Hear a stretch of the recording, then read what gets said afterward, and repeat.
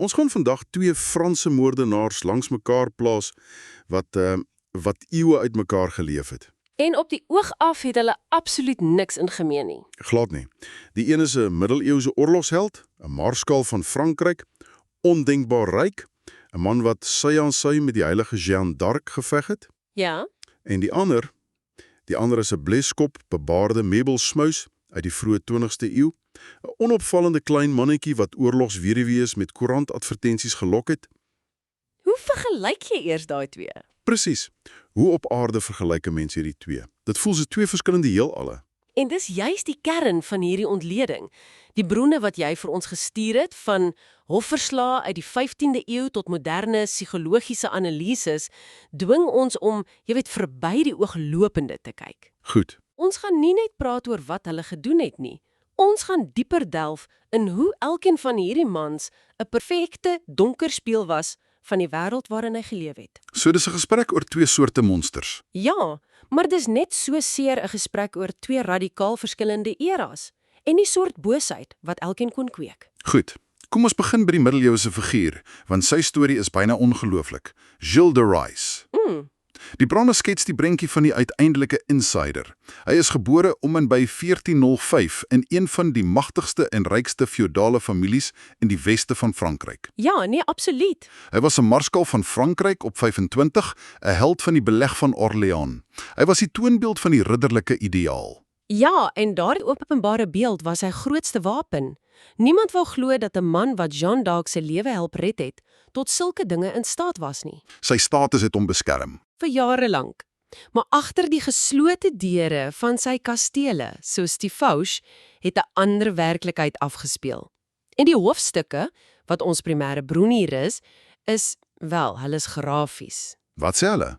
Hulle beskuldig hom van kettery, die oproep van demone, sodomie en die moord op, en ek haal nou aan, 140 of meer kinders, meestal seuns. Dit is 'n skokkende kontras. Aan die een kant die vroom, gevierde soldaat en aan die ander kant hierdie beweringe van sadistiese rituele moorde. Aha. En dan, amper 5 eeue later, kom Henri Désiré Landru op die toneel en hy is die teenoorgestelde van 'n insider. Ja, heeltemal. Die bronne beskryf hom as heeltemal onmerkbaar, kort, bles, stewig, met daardie kenmerkende gepunte baard, glad nie die beeld van 'n aristokratiese monster nie. Glad nie.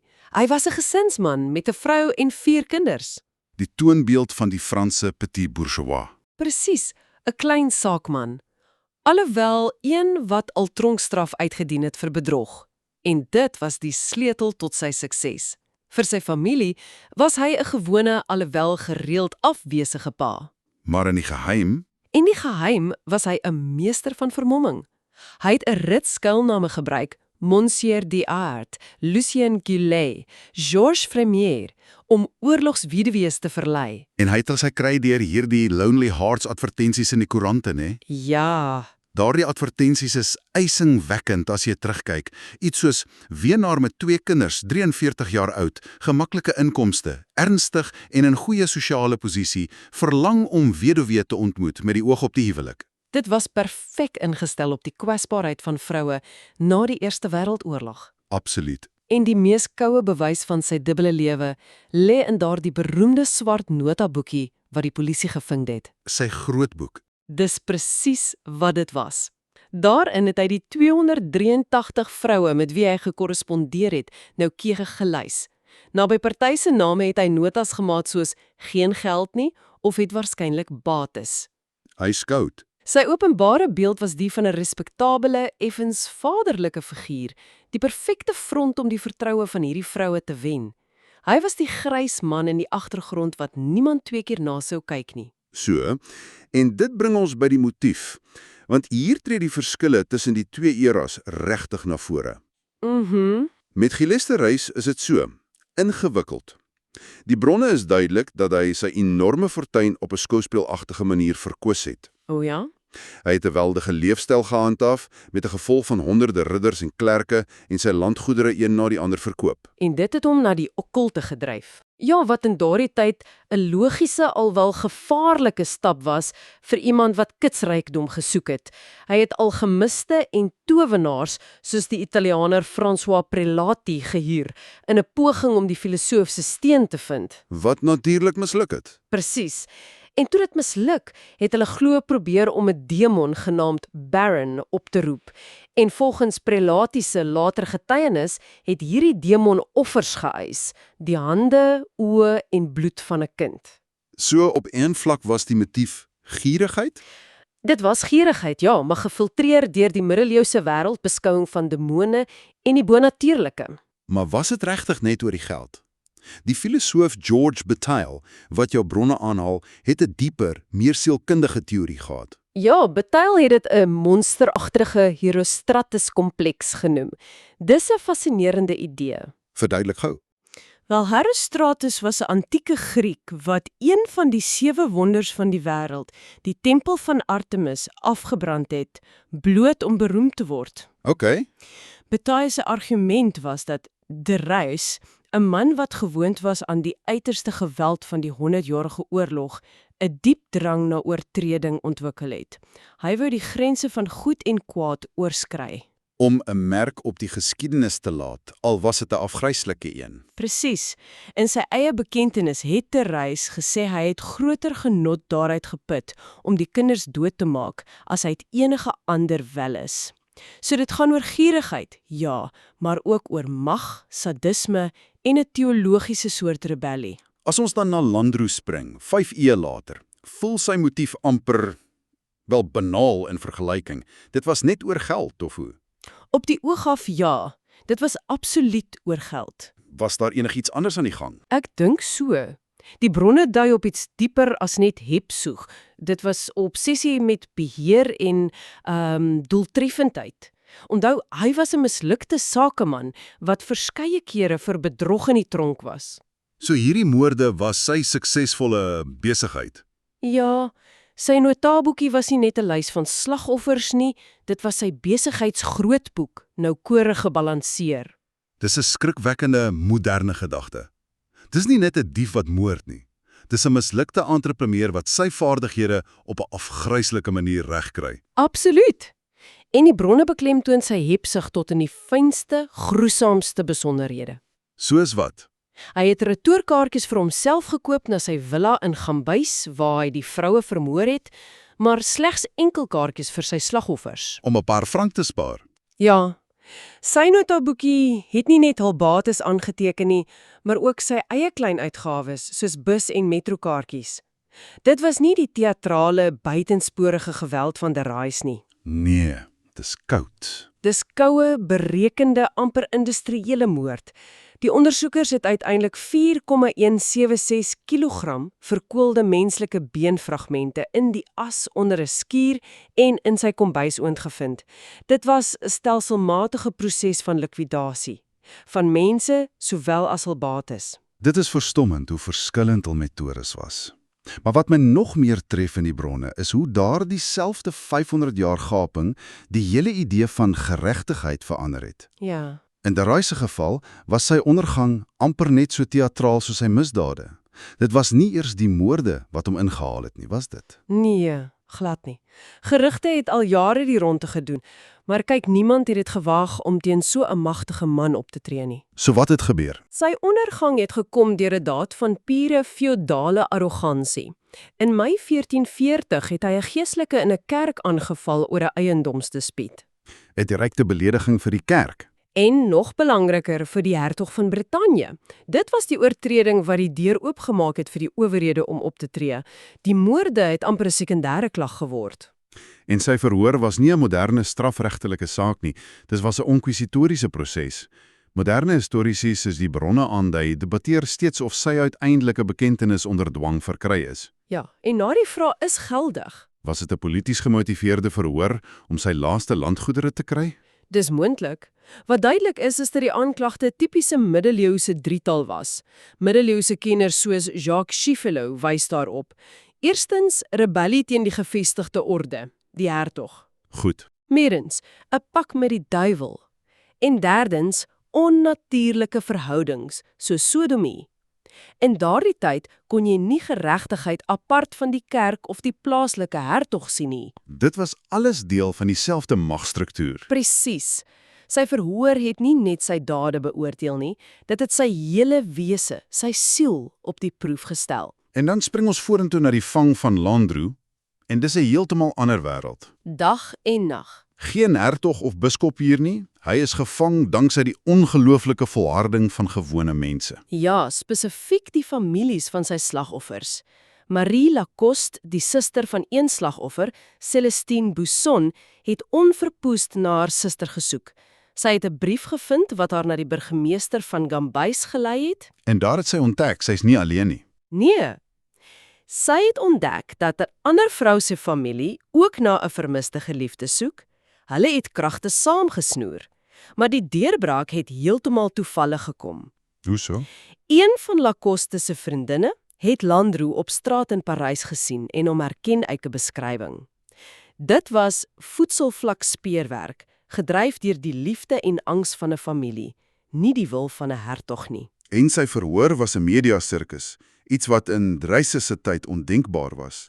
Dit is waar die bronne oor die boulevardpers en die konsep van feitsdivers ter sprake kom. Presies. Feitsdivers, daardie sensasionele, dikwels gruisame nuusbrokkies oor die alledaagse lewe wat koerante verkoop het. En Landru se verhoor in 1921 in Versailles was die grootste feitdivers van die dekade. Dit was pure vermaak. Die bronne noem dat beroemdes soos die akteur Maurice Chevalier en die skrywer Colette in die gehoor was. Hulle het 'n spesiale spoorlyn na die hof die Landru spesiale gedoop. Mense het kaartjies gekoop asof dit 'n teateropvoering was. Ja, en Landru het die rol perfek gespeel. Hy was glo kalm, geestig met 'n ironiese hoflikheid. Die drama in die hofsaal was ongelooflik. Vertel ons van sy advokaat Moro Jafferi se groot oomblik. Dis 'n legendariese staaltjie.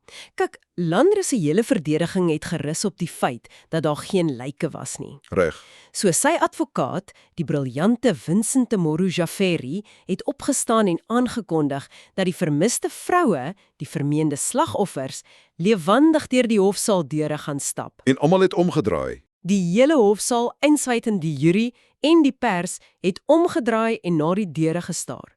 Na 'n paar sekondes se stilte het Moro Jafferi gesê: "Sien, u reaksie bewys dat u self nie heeltemal seker is dat hulle dood is nie." Wat 'n skuif. Dit was briljant. Maar die aanklaer was glo net so skerp en het teruggekap. Inderdaad, almal het omgedraai behalwe vir een man, André Landru. Want hy het geweet hulle kom nie. Presies. En in daardie oomblik was die saak waarskynlik beklink. Geregtigheid was nie meer 'n teologiese dispuut nie, dit was 'n openbare skouspel. So hulle is albei skuldig bevind en tereggestel, eeue uitmekaar.